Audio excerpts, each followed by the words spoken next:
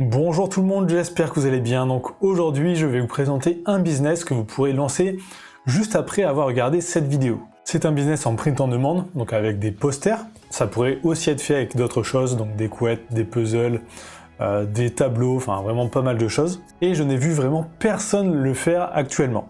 Alors il y a quelques mois, j'avais commencé à me lancer dedans, mais j'ai arrêté parce que j'avais beaucoup trop de projets en même temps et j'ai préféré limiter mon nombre de business pour ne pas trop m'éparpiller. Donc je vais vraiment en profiter pour vous donner toutes ces informations gratuitement pour que vous puissiez vous lancer dans ce business qui pourrait être assez rentable. Alors qu'est-ce que c'est vraiment ? Alors le principe, vendre des posters, donc ça déjà tout le monde connaît. Donc moi au départ je voulais créer une boutique Etsy et vendre des posters que j'aurais mis en ligne moi-même, synchronisés avec Printful pour l'impression. Mais quand vous vous lancez dans ça, bien sûr, ce qu'il faut trouver c'est les designs. Moi je suis nul pour créer des designs. Faire créer des designs de posters ça peut coûter quand même assez cher. Donc niveau rentabilité on n'est pas très sûr. Donc j'ai trouvé une autre solution qui permet d'avoir des designs gratuitement et avec une qualité vraiment qui est top. Il vous faudra juste deux logiciels, donc un logiciel de retouche photo, alors juste pour améliorer les couleurs et pour faire du recadrage, et un autre logiciel qui va vous permettre d'augmenter la qualité, donc ça je vais vous le faire voir dans cette vidéo. Donc déjà, où trouver les designs ? Alors tout simplement on va utiliser des images libres de droit, mais pas n'importe lesquelles. On ne va pas aller sur des banques d'images, sur des sites comme Pixabay, parce que là, les images déjà n'auront pas beaucoup d'intérêt pour des posters, et en plus les gens les auront déjà repris. Nous on va s'intéresser à des vraies œuvres. Un petit exemple, donc c'est sur Amazon, donc c'est un tableau assez connu, donc c'est La Vague de Kanagawa. Donc ce tableau, l'auteur est mort depuis très longtemps, et l'image est utilisable par n'importe qui, gratuitement. Alors ça c'est un tableau connu, nous on va voir avec des choses un peu moins connues, où il y a vraiment personne qui le fait. Mais c'est un bon exemple, donc là on voit des tarifs, par exemple pour le tableau 50 €, là des tapisseries, il y a des puzzles, donc c'est vraiment un business que vous pouvez lancer sur d'autres choses que des posters. Alors où trouver justement des images qui n'est utilisées vraiment nulle part, et qui sont pourtant d'extrêmement bonne qualité. Donc principalement on va les trouver sur les sites des musées, tout simplement, donc la musée de Paris, et vous en avez aussi dans tous les pays. Donc en fait ils ont photographié avec une bonne qualité en général des œuvres, donc ça peut être des affiches, des tableaux, des cartes postales, enfin vraiment il y a énormément de choix. Donc ça va nous donner des affiches assez vintage, donc c'est plutôt pas mal, les gens aiment bien en général. Donc comme celui-ci que je trouve plutôt pas mal. Alors souvent les images sont un peu ternes, elles ont perdu un peu d'éclat. Donc nous on va revenir saturer un peu les couleurs pour la rendre un peu mieux. Alors toutes les images sur les sites des musées ne sont pas libres de droit. Elles sont marquées souvent juste en dessous ici, donc il y a le CC et 0, donc quand c'est ça, vous pouvez l'utiliser pour faire n'importe quoi. Donc que ça soit juste comme ça pour publier sur un blog, ou alors pour commercialiser. Donc ça c'est assez intéressant. Alors tous les liens dont je vais vous parler dans cette vidéo seront dans la description. Donc là par exemple j'ai mis affiches, œuvres et images libres de droit en filtre, et j'en ai 3900 là qui apparaissent. Donc pour les affiches on a souvent des trucs assez intéressants. Alors on a des affiches comme ça avec du texte, donc là ce sera peut-être pas forcément intéressant à vendre, mais dès qu'il y a un visuel c'est plutôt pas mal. Donc vous avez pas mal d'affiches de spectacles, de cirque, de pièces de théâtre. Donc il y a pas mal d'affiches de pièces de théâtre assez connues. Donc ça pourrait être intéressant de les mettre sur une boutique, et ça pourrait intéresser justement ceux fans de théâtre. Je vais vous montrer quelques exemples. Donc là c'est un que j'ai imprimé justement pour voir qu'est-ce que ça donnait. Donc celui-ci par exemple je le trouve assez stylé, je l'ai fait imprimer chez mes parents. Donc c'est une affiche de pub pour Vaporine, donc c'était de l'essence apparemment. Et l'affiche est assez stylée, donc là j'ai reboosté un peu les couleurs, parce que c'était un peu terne, et j'ai recadré, parce que bien sûr ils prennent en photo l'affiche, donc les bords de l'image sont pas bien nets. Donc ça je l'ai vraiment imprimé en grand, avec 90 cm de largeur et 1,20 m de haut je crois, donc le plus grand format sur Printful, et ça rend super bien. Donc un autre exemple avec celui-ci, donc lui je vous l'avais fait montrer sur le site. Donc c'est pareil, bon lui il est un peu terne, mais ça peut très bien se vendre, ça fait assez vintage.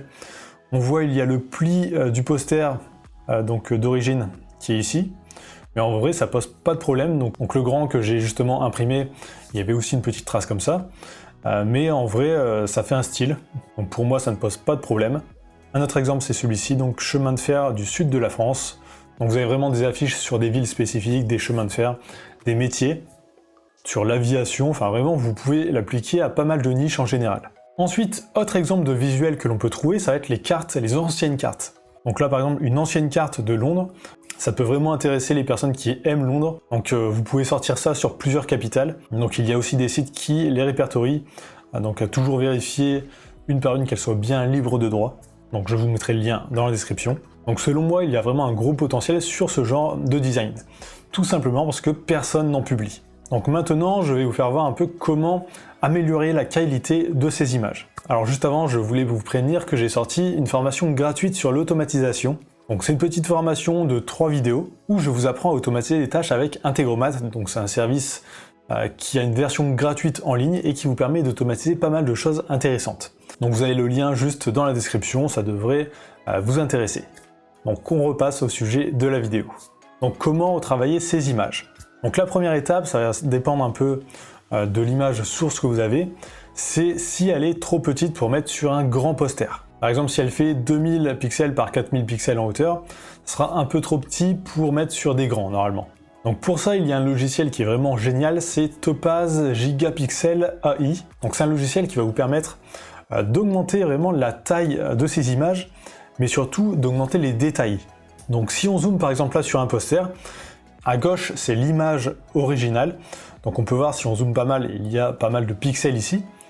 Et à droite, c'est l'aperçu pour l'instant avec un x4 sur l'image. Donc on peut voir là, il nous a recréé pas mal de pixels, il nous a bien refait les contours. Donc ça donne un meilleur aperçu à cette image et ça va nous permettre vraiment d'agrandir l'image, par exemple là jusqu'à un x6, voire plus si on le souhaite.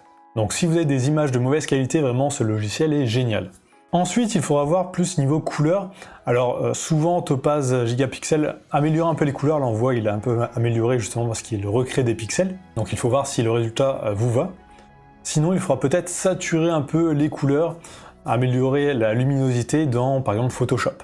Et surtout recadrer l'image si le contour n'est pas propre. Et aussi peut-être modifier le ratio pour que ça prenne bien le ratio d'un poster. Par exemple celui-ci, je crois que je l'ai rétréci en hauteur peut-être d'1 centimètre, alors ça ne se voit pas du tout. Ensuite on va voir où est-ce que l'on pourrait vendre ce genre de poster. Alors au départ moi je voulais les vendre sur Displate, alors malheureusement il les refusait à chaque fois.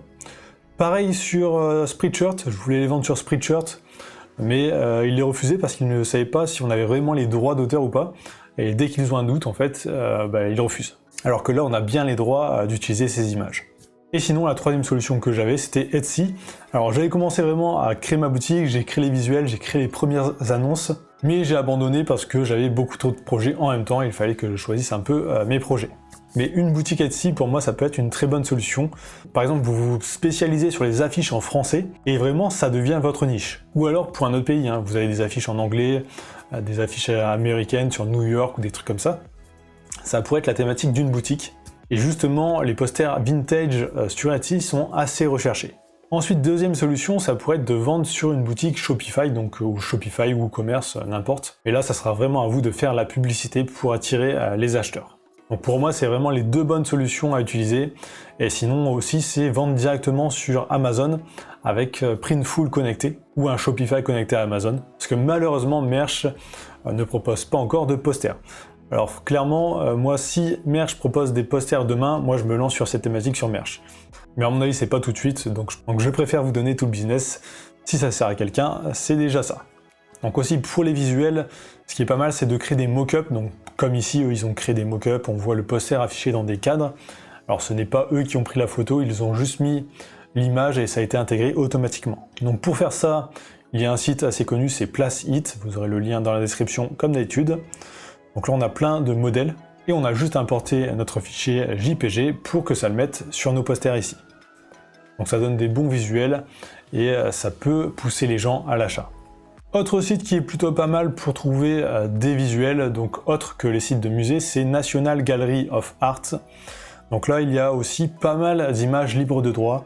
Donc vous pouvez les trouver par catégorie, ils sont mis dans des collections, triés par artistes aussi. Donc à vous d'aller voir sur ces sites et vous faire un peu votre idée. Est-ce que ce genre de design peut se vendre ou pas? Donc pour moi, il y a vraiment des choses intéressantes à faire. Donc si vous êtes arrivé jusqu'ici dans cette vidéo, tapez poster dans les commentaires, ça me permet de voir si les gens regardent bien jusqu'au bout les vidéos, et ça m'aide aussi énormément pour le référencement. Et n'oubliez pas aussi, il y a la formation gratuite dans la description. Donc likez, commentez, abonnez-vous et je vous dis à très bientôt.